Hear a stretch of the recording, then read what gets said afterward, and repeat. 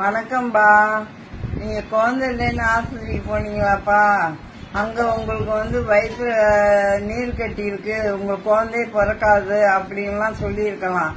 அதை பத்தி நீங்க பயப்பட வேண்டாம்பா. அதுக்கு நான் ஒரு மருத்துவம் சொல்றேன் கேளுங்கப்பா. 100 சோம்பு 100 கரிஞ்சீரகம் எடுத்து 2 பட்டு போல நுணுக்கி வச்சுக்கோங்கப்பா. வச்சுக்கிட்டு இந்த மாதிரி இப்படி எடுத்து தண்ணியில போட்டு 2 நேரமும் குடிங்கப்பா. ஒரு 48 நாளைக்கு சரியா வந்துடும்பா. அப்புறம் கர்ப்பப்பை நல்லா இருக்கும், குழந்தை பிறக்கும்பா. அதை பத்தி நீங்க கவலைப்பட வேண்டாம்பா.